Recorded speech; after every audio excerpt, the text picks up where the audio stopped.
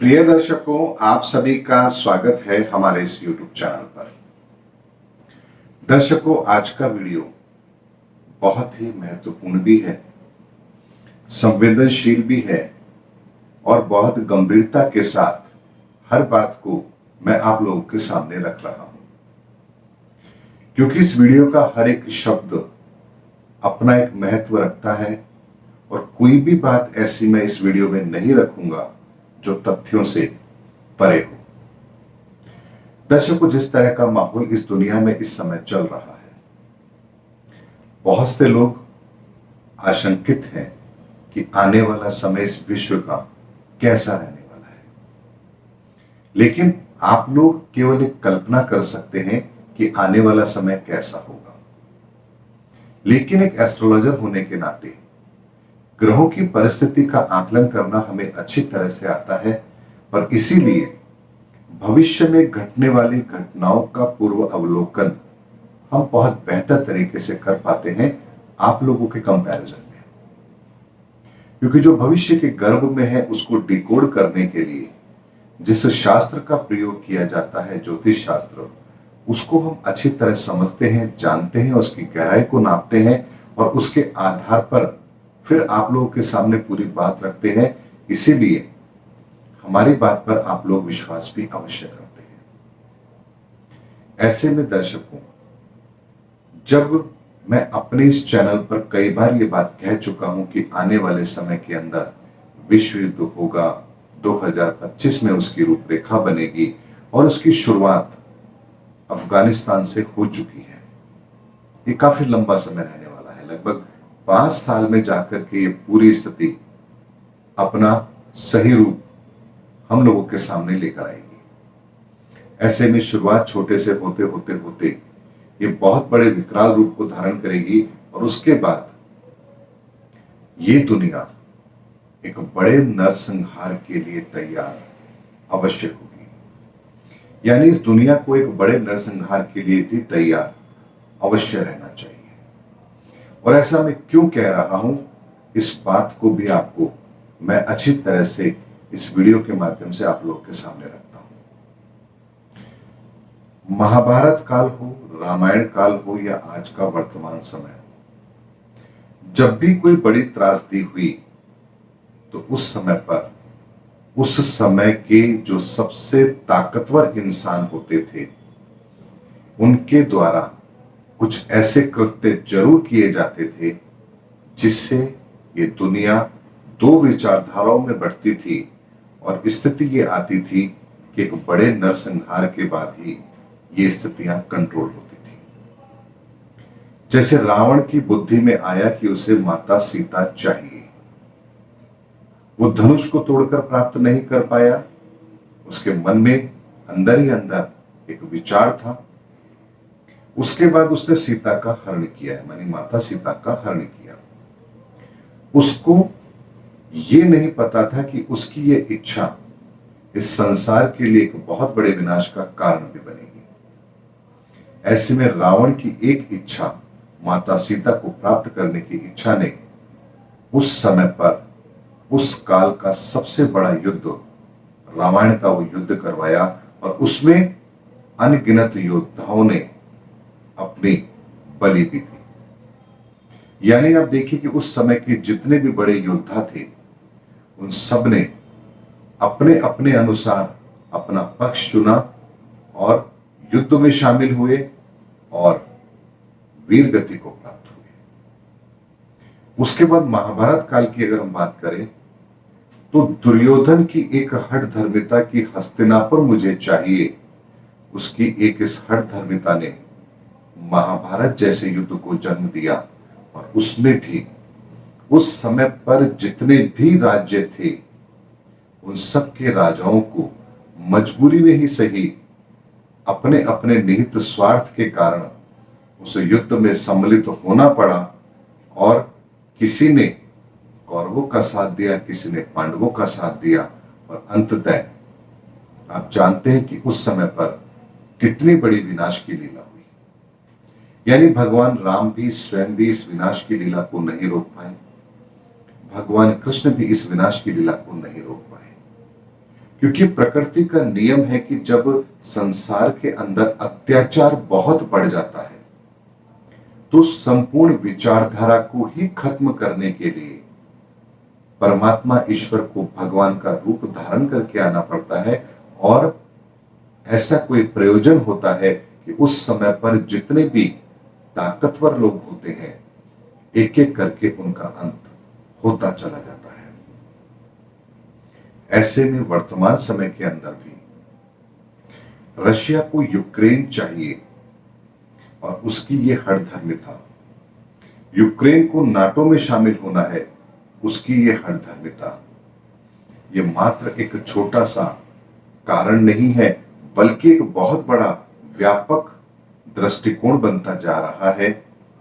और धीरे धीरे हर देश अपने आप को इसमें इन्वॉल्व करते जा रहे हैं, चाहे फिर कोई रशिया की तरफ हो या यूक्रेन की तरफ हो।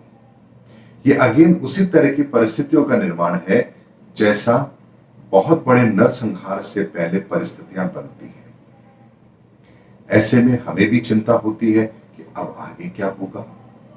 लेकिन एक बात और है जो इस वीडियो में मैं आपके सामने अवश्य रखूंगा कि जो भी धर्म के रास्ते पर होते हैं उन्हें थोड़ी पीड़ा अवश्य होती है, लेकिन विजय उन्हीं को प्राप्त होती है। ऐसे में जो भी धर्म के रास्ते पर हैं उन्हें इस महाप्रलय से या यूं कह लीजिए इस बड़े नरसंहार से घबराने की आवश्यकता नहीं है, क्योंकि ईश्वर की कृपा सदैव उनके साथ रहेगी। अब यहां पर बात आती है कि धर्म क्या है और अधर्म क्या है। तो इसके संदर्भ में भी मैंने अपने कई वीडियो के अंदर इस बात को बहुत अच्छी तरह से रखा है कि आखिर धर्म क्या है और अधर्म क्या है और हमें किस रास्ते को चुनना चाहिए। दर्शकों, कोई भी कर्म धर्म या अधर्म के आधार पर तय होता है कि वो सही है या गलत है। अब यदि मैं आपसे एक उदाहरण से मैं आपके सामने एक बात रखूं, किसी का वध करना क्या धर्म है? आप किसी को जान से मार दें, क्या ये धर्म की बात है? ये धर्म परायणता है? क्या धर्म आपको इसकी इजाजत देता है? आप कहेंगे बिल्कुल भी नहीं। तो एक सैनिक जब युद्ध के अंदर दुश्मन देश के सैनिक को मारता है तो फिर उसे इनाम क्यों मिलता है?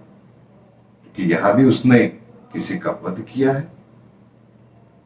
वो न्यायोचित कैसे हो सकता है? इस बात को यदि आपने समझ लिया तो आप धर्म और अधर्म को बहुत भली भांति समझ पाएंगे। जब आप कोई कार्य करते हैं और उसमें आपका निहित स्वार्थ है तो वो धर्म कभी भी नहीं हो सकता। जैसे आप अपने फायदे के लिए किसी देश पर आक्रमण करें, वहां के लोगों को मारे, ये धर्म कभी भी नहीं हो सकता। लेकिन कोई आपके ऊपर आक्रमण करे और आप अपने आत्मरक्षा के अंदर उस देश के साथ युद्ध करें और उसके सैनिकों को मारे, ये धर्म परायणता है।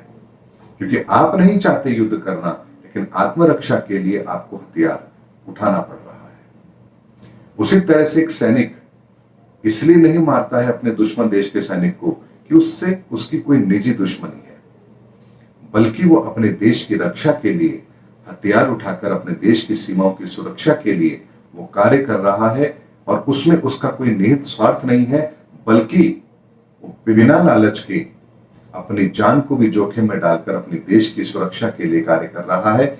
इसीलिए वो धर्म के रास्ते पर किया हुआ कार्य कहलाएगा, ना कि अधर्म के रास्ते पर।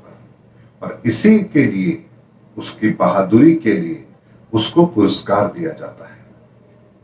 ये भेद यदि आपने समझा तो आपको धर्म और अधर्म के बीच का रास्ता जरूर पता चलेगा। और इस समय भी यही हो रहा है। कौन सही है, कौन गलत है, इसका निर्धारण करने के बाद में यदि आप न्याय का पक्ष ले रहे हैं तो ये विनाशकारी जो लीला हो रही है और आगे भी होती रहेगी और एक बड़े नरसंहार का रूप लेगी, इसमें आप अपने आप को सुरक्षित अवश्य कर पाएंगे। और आप देख भी रहे होंगे हिंदुस्तान के अंदर भी, हालांकि हमें विदेशी किसी शक्ति से कोई परेशानी नहीं है, लेकिन चूंकि समय विकराल है, इसीलिए आप देखिए हिंदुस्तान के अंदर भी अब शहरों के बीच में लोग आपस में लड़ने लगे हैं, धर्म के नाम पर, जाति के नाम पर, कभी किसी और कर्म के नाम पर। जहां बिल्कुल शांति थी वहां अब उन्माद पैदा होने लगा है। अब आप कहेंगे कि ऐसा तो पहले भी होता था, ऐसा पहले होता होगा, लेकिन तब परिस्थितियां ये नहीं थी। इस समय जो ये हो रहा है, ये उन लोगों को बिल से बाहर निकालने के काम हो रहे हैं जो गलत भावनाओं को रखते हैं और कहीं ना कहीं देश समाज के लिए दुश्मन है। ऐसे लोगों का बाहर निकलना भी आवश्यक होता है और इसीलिए कुदरत इस समय कुछ ऐसा खेल खेल रही है कि लोग स्वतः ही अपने आप को बाहर लेकर आ पा रहे हैं और अपना घिनौना चेहरा दुनिया के सामने रख रहे हैं। निसंदेह ये घटनाएं विचलित करती हैं, लेकिन ये अपने आप को नरसंहार की तरफ ले जाने का पहला कदम है, क्योंकि दुश्मन कहीं पर भी हो, कैसा भी हो, किसी भी अवस्था में हो, अन्याय के रास्ते पर चलने वाले लोग कुछ ना कुछ ऐसी गलतियां अवश्य करेंगे कि कुदरत उन्हें बाहर निकालेगी और एक व्यापक नरसंहार के लिए इस दुनिया को तैयार अवश्य करेगी।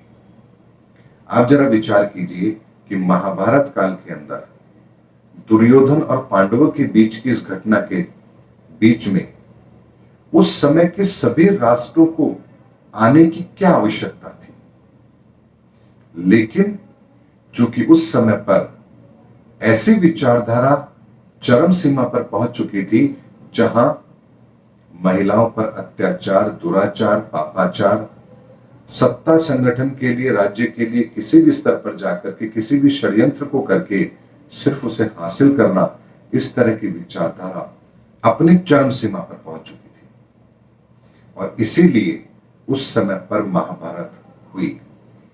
और खाली महाभारत ही नहीं, आप देखिए विचारधारा इतनी व्यापक हो चुकी थी कि भगवान श्री कृष्ण की अपनी द्वारिका के अंदर भी उन्हीं के पुत्रों के द्वारा इतना उत्पात मचाया गया कि आखिरकार यदुवंश का भी सर्वनाश हुआ। इसीलिए उस कालखंड के अंदर इस विचारधारा की समाप्ति के लिए एक व्यापक नरसंहार आवश्यक हो गया था और इसीलिए भगवान श्री कृष्ण ने इस पूरी लीला को किया और इस पृथ्वी को उस विचारधारा से मुक्त कराया। और वर्तमान समय भी इसी तरह का है, जब कोई एक विचारधारा पूरे विश्व के लिए खतरा बनती जा रही है तो कुदरत को भी कुछ ऐसा प्रयोजन अब अवश्य करना पड़ेगा ताकि ये संसार, ये सृष्टि सुरक्षित रहे और आने वाले भविष्य के लिए आराम से आगे इसी तरह से चलती रहे जैसी ये चलनी चाहिए। दर्शकों, बहुत ही सेंसिटिव टॉपिक है, व्यापक स्तर पर मैंने इसका पूरा अवलोकन किया है, ज्योतिषीय आकलन किया है, घटनाओं को समझा है और एक साधारण शब्दों के अंदर आपके सामने बात रखी है ताकि आप अपने आप को इस धर्म युद्ध के लिए तैयार कर पाए और अपना सही पक्ष आप अवश्य चुन पाए। उम्मीद करता हूं दर्शकों मेरा वीडियो आपको जरूर पसंद आया होगा। अगले वीडियो के अंदर आपसे फिर भेंट होगी, तब तक हमारे चैनल पर बने रहिए। जय हिंद, जय भारत।